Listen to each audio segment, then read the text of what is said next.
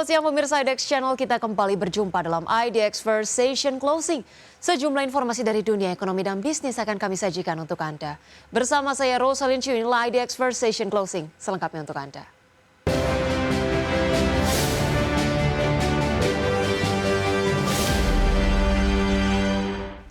Kita mulai dengan informasi pertama pemirsa. ASEAN Plus 3 Macroeconomic Research Office memangkas pertumbuhan ekonomi Indonesia pada tahun 2025 menjadi 4,8% dan 4,7% pada tahun 2026. Proyeksi tersebut telah memperhitungkan pengenaan tarif impor Trump 19% untuk Indonesia. ASEAN Plus 3 Macroeconomics Research Office atau AMRO memangkas pertumbuhan ekonomi Indonesia pada tahun 2025 menjadi 4,8% dan 4,7% pada tahun 2026. Angka ini lebih rendah jika dibandingkan dengan proyeksi sebelumnya yang sebesar 5% pada 2025 dan 5,1% pada 2026. Dalam keterangannya, Group Head and Principal Economic AMRO, Allen Ng mengatakan, proyeksi tersebut telah memperhitungkan pengenaan tarif impor Trump 19% untuk Indonesia. Pemangkasan proyeksi pertumbuhan ekonomi tersebut juga mencerminkan dampak dari pengenaan tarif impor Amerika, terutama terhadap sisi permintaan domestik yang sedikit melemah. Our latest outlook numbers here has actually incorporated the 19% tariff on Indonesia. So that's our baseline assumption on tariff on Indonesia. I think just to add is that while 19% does look relatively low, and our growth projection reflects that impact on a weaker domestic demand. Meski menurunkan proyeksi pertumbuhan ekonomi di 2025 dan 2026, AMRO menilai ekonomi Indonesia masih cukup tangguh dalam menghadapi tekanan eksternal seperti tarif perdagangan global berkat fondasi permintaan domestik yang masih kuat. Kendati demikian, AMRO menekankan pentingnya diversifikasi pasar ekspor bagi Indonesia. Dari Jakarta, tim liputan IDX Channel.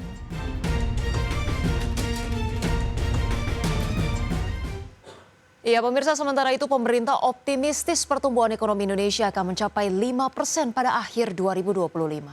Menko Bidang Perekonomian Airlangga Hartarto menyebut keyakinan ini didorong oleh kesepakatan penurunan tarif impor Amerika Serikat dari 32% menjadi 19%. Kepercayaan diri pemerintah ini juga didukung penyelesaian IEU-SEPA setelah hampir 10 tahun negosiasi. Menanggapi kekhawatiran lonjakan impor imbas dari penurunan tarif impor Amerika Serikat, Airlangga menekankan tidak ada akan peningkatan signifikan. Pemerintah hanya mengalihkan sumber impor komoditas seperti gandum dan kedelai dari Australia dan Ukraina tanpa mengganggu program swasembada pangan. Pemerintah juga telah mengambil manuver untuk memperluas pasar ekspor ke sejumlah kawasan seperti Afrika, Amerika Latin hingga Timur Tengah. Ya tentu kita berharap pertumbuhan ekonomi yang dicantumkan di dalam APBN kita bisa capai.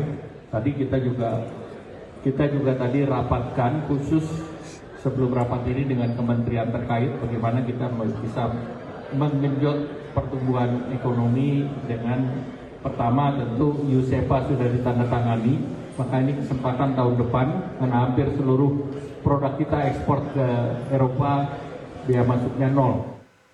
Pemirsa, CEO Badan Pengelola Investasi Danantara Rosan Roslani buka suara mengenai rencana investasi ke Amerika Serikat senilai 130 triliun rupiah. Hal ini berkaitan dengan kesepakatan dagang dengan Amerika Serikat terkait dengan tarif importasi.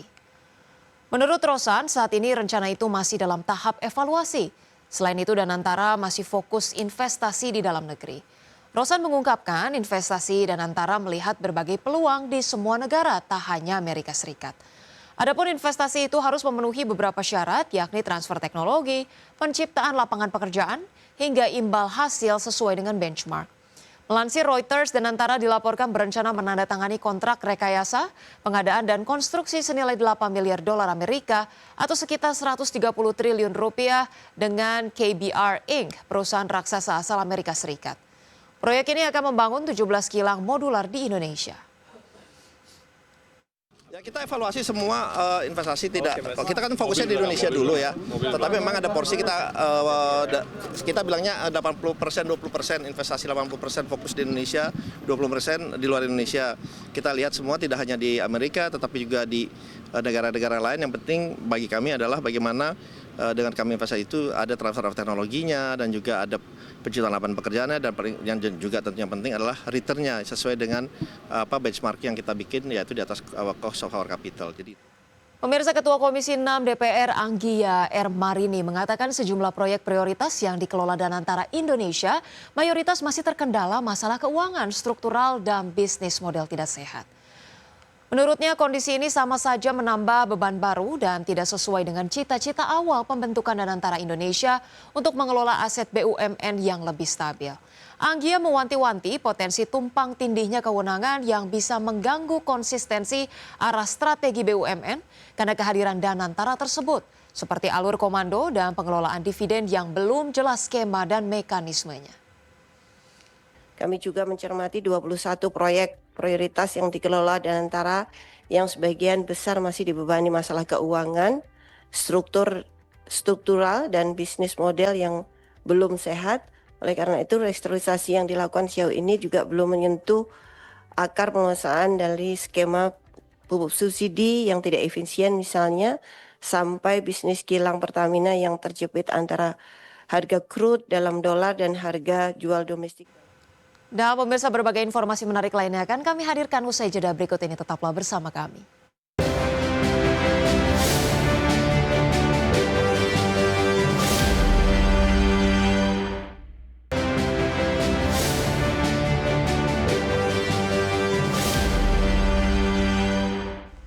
Pemirsa, emiten jasa perkapalan PT Jasa Armada Indonesia Tbk menggelar ekspansi dengan menambah sejumlah armada pada tahun 2025. Di mana perusahaan yang terafiliasi dengan PT Pelabuhan Indonesia ini tengah melakukan proses pengadaan 2 unit kapal tunda yang diharapkan selesai pada tahun depan. Direktur Utama PT Jasa Armada Indonesia Tbk Shanti Puruhita mengungkapkan bahwa dalam pengadaan 2 unit kapal tunda tersebut, perseroan berkolaborasi dengan anak perusahaan Pelindo lain dengan menyiapkan belanja modal atau capital expenditure sebesar 148,8 miliar rupiah yang dianggarkan secara multi-years. Adapun hingga saat ini, emiten berkode saham IPCM telah mengoperasikan 99 armada yang terdiri dari kapal tunda, kapal pandu, dan kapal kepil. Tidak hanya menambah jumlah armada, pihak manajemen juga akan mengembangkan program inovasi dan efisiensi melalui penggunaan tenaga hybrid atau elektrifikasi untuk seluruh armada.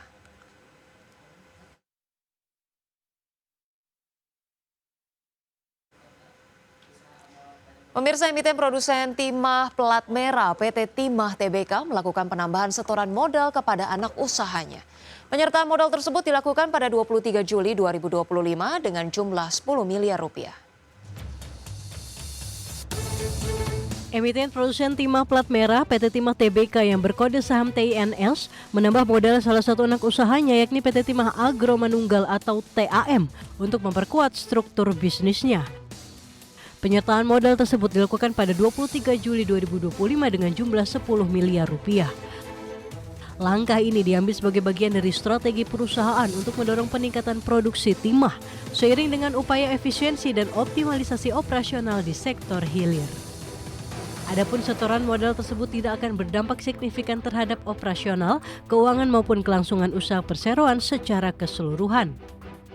Division Head Corporate Secretary Timah Randy Kurniawan dalam keterbukaan informasi BI menyatakan transaksi ini tidak berdampak pada operasional keuangan dan atau kelangsungan usaha perusahaan. TINS menghabiskan dana 29,43 miliar rupiah untuk kegiatan eksplorasi sepanjang kuartal 2 tahun 2025.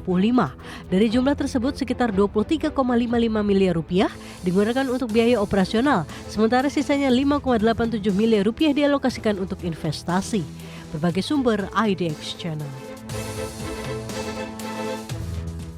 Pemirsa, PT Humpus Maritim International Tbk mengumumkan adanya transaksi jual beli armada kapal antar entitas usahanya. Transaksi tersebut bernilai 40 miliar rupiah. Emiten milik Tommy Soeharto PT Humpus Maritim International Tbk dengan kode saham HUMI mengumumkan adanya transaksi jual beli armada kapal antar entitas anak usahanya. Berdasarkan keterbukaan informasi di BEI, PT Baraka Alam Sari atau BAS yang merupakan unit usaha HUMI melalui PT OTS Internasional menjual 2 unit kapal tugboat yang bernama Semar 82 dan Semar 83 kepada PT Humpus Transportasi Curah, anak usaha HUMI. Direktur Utama HUMI Tirta Hidayat dalam keterbukaan informasi mengungkapkan, sumber pendanaan untuk pembelian kapal berasal dari keuangan internal dan bank. Dia juga menjelaskan penjualan kapal bertujuan pengembangan usaha HTC di masa yang akan datang. Transaksi tersebut tergolong afiliasi karena BAS sebagai penjual merupakan entitas unit usaha dan perusahaan terkendali tidak langsung 99% saham melalui PT OTS Internasional. OTS merupakan anak usaha HUMI dengan kepemilikan 99,9% saham. Berbagai sumber IDX Channel. Pemirsa, PT Era Jaya Swasembada Tbk, emiten berkode saham ERA, resmi melepas seluruh kepemilikan sahamnya pada PT Era Kering Indonesia dan PT Era Pharma Indonesia. Aksi tersebut sejalan dengan strategi Era Jaya pada optimalisasi portofolio yang sudah ada. PT Era Jaya Swasembada Tbk, emiten berkode saham ERAA, resmi melepas seluruh kepemilikan sahamnya pada PT Era Kering Indonesia dan PT Era Pharma Indonesia. Aksi tersebut sejalan dengan strategi Era Jaya pada optimalisasi portofolio yang sudah ada. Era Jaya melalui PT Era Prima Indonesia menjual 49,99% sahamnya di ECI kepada pemegang saham pengendali Indo Ventures Indonesia SDN BHD.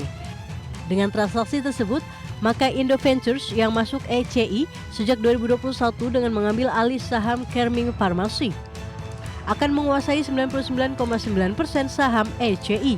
Sementara 0,0009% saham sisanya dilepas kepada Suwini Bingei. Dari transaksi tersebut, anak usaha Era Jaya itu meraup 20,28 miliar rupiah. Selain itu, Era Jaya juga melepas EFI kepada PT Nusantara Sehat Lestari. EPI menjual 99,996% saham EFI kepada NSL senilai 5,3 miliar rupiah. Sementara 0,004% sahamnya dilepas kepada Suwini Bingei.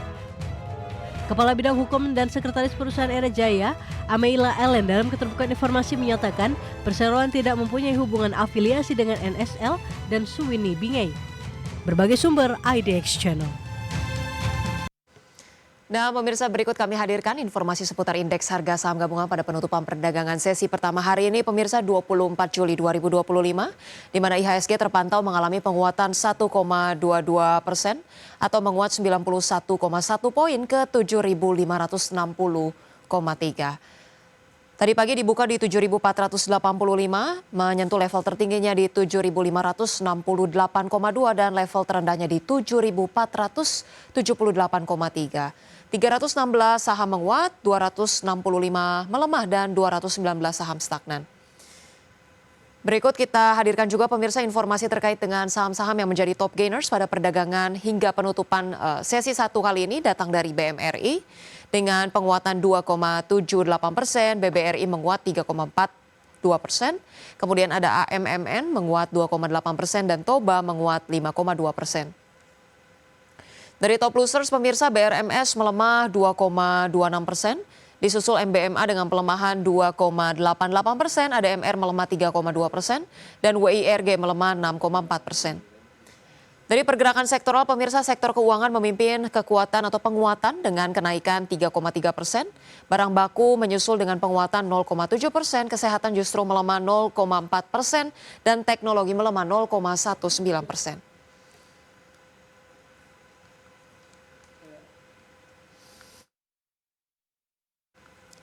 Dan pemirsa, berbagai informasi menarik lainnya masih akan kami hadirkan usai jeda berikut ini. Tetaplah bersama kami.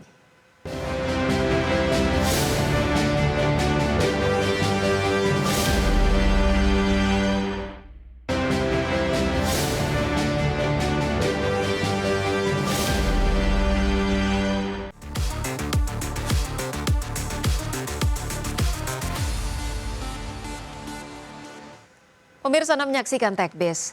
Pengembang Toy Logic secara resmi mengumumkan bahwa layanan game aksi fantasi Warlander akan dihentikan secara permanen pada 20 Januari 2026. Pengumuman ini sekaligus menandai berakhirnya perjalanan Warlander sebagai salah satu game PvP skala besar yang melibatkan hingga 100 pemain dalam pertempuran. Pengembang Toy Logic secara resmi mengumumkan bahwa layanan game aksi fantasi Warlander akan dihentikan secara permanen pada 20 Januari 2026. Setelah tanggal tersebut, Warlander juga tidak lagi tersedia untuk diunduh. Pengumuman ini sekaligus menandai berakhirnya perjalanan Warlander sebagai salah satu game PvP skala besar yang melibatkan hingga 100 pemain dalam pertempuran. Pihak pengembang menyampaikan apresiasi kepada para pemain yang telah mendukung game ini sejak awal peluncuran. Mulai 18 Juli 2025, pemain sudah tidak bisa lagi membeli Goldings, mata uang dalam game. Meski demikian, Goldings yang dimiliki masih bisa digunakan untuk hingga layanan berakhir. Sementara layanan game akan berakhir awal tahun depan, layanan dukungan pelanggan baru akan dihentikan pada 20 Juli 2026. Namun, versi reboot dengan judul sementara Warlander Reforged masih terus dikembangkan. Dengan demikian, pengembangan mengatakan beberapa item dari Warlander lama seperti Goldings, Big Hammer, dan item kosmetik dapat dipindahkan ke versi Reforged saat peluncuran resmi. Berbagi sumber IDX Channel.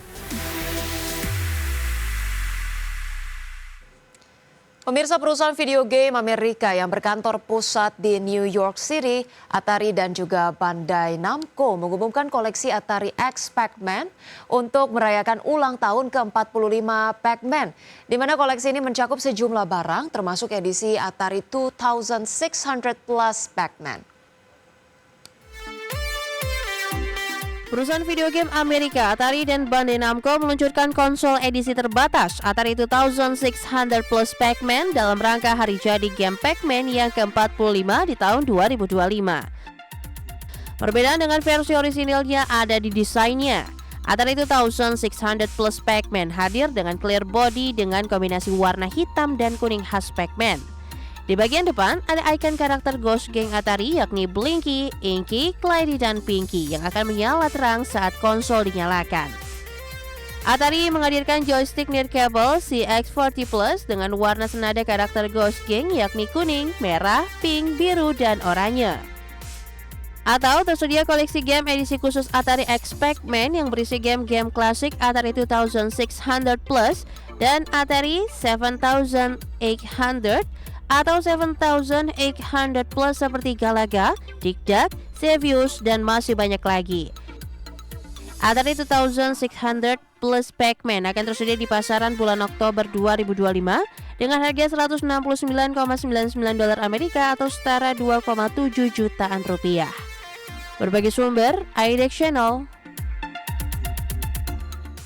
Pemirsa, Godox meluncurkan flash berukuran ringkas yakni IT20 dan IT22, di mana keduanya mendukung fitur TTL untuk beragam kamera digital.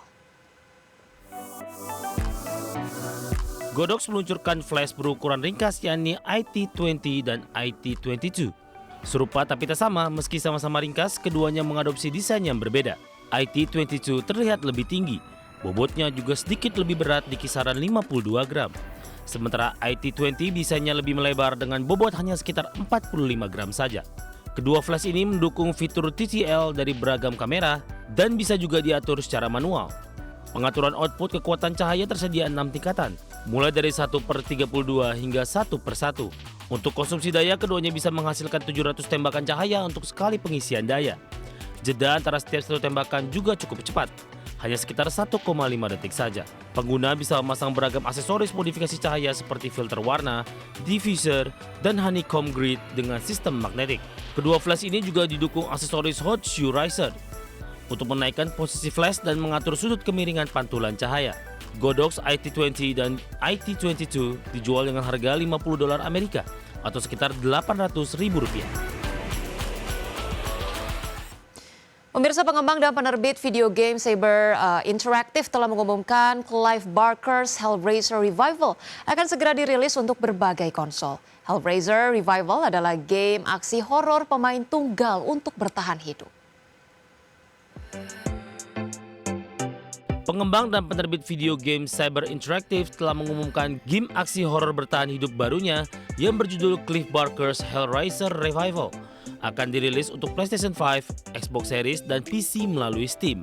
Hellraiser Revival adalah pengalaman horor bertahan hidup aksi orang pertama pemain tunggal yang akan membawanya ke dunia gelap imajinasi Cliff Barker yang penuh liku. Kepala bagian kreatif Saber Interactive, Tim Willits, dalam blog PlayStation mengatakan sejak awal perjalanan ini, tim pengembang telah mencurahkan segenap semangat, kreativitas, dan tekad untuk menciptakan apa yang diyakini sebagai pengalaman bermain Hellraiser yang definitif. Di sini, pemain akan bermain sebagai Aidan yang harus bertarung dengan berbagai senjata ke jarak dekat dan jauh, serta menggunakan kekuatan mistis konfigurasi Genesis untuk mengalahkan musuh-musuh jahat. Belum ada tanggal pasti peluncurannya, namun pengembang berjanji akan mengungkap lebih banyak detail di tahun 2025 mendatang. Bagi sumber ADX Channel. Pemirsa, dunia teknologi sekali lagi unjuk inovasi. Google baru saja mengumumkan pencapaian luar biasa lewat sistem peringatan dini gempa bumi berbasis Android.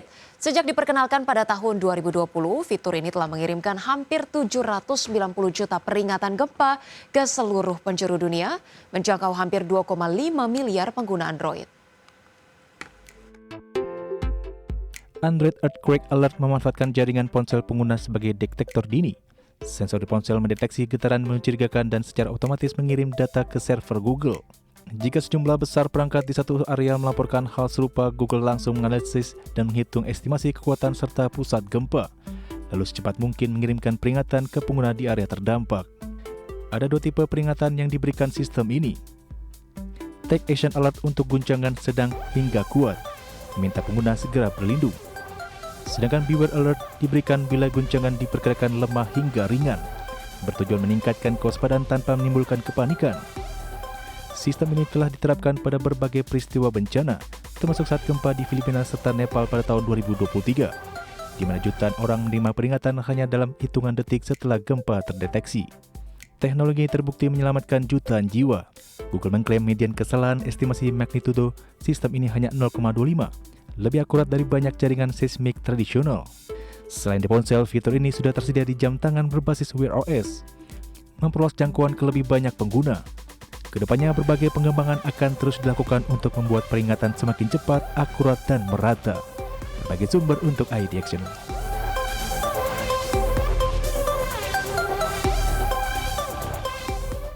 Baik, pemirsa, sudah 30 menit kami menemani Anda dalam IDX First Station Closing. Pemirsa, perbaharui terus informasi Anda hanya di IDX Channel, your trustworthy and comprehensive investment reference. Pemirsa, jangan lupa saksikan program Second Station Closing yang akan tayang pada pukul 15.30 waktu Indonesia Barat. Karena urusan masa depan harus yang terdepan. Aku investor saham saya Rosalin Chu pamit undur diri. Terima kasih dan sampai jumpa.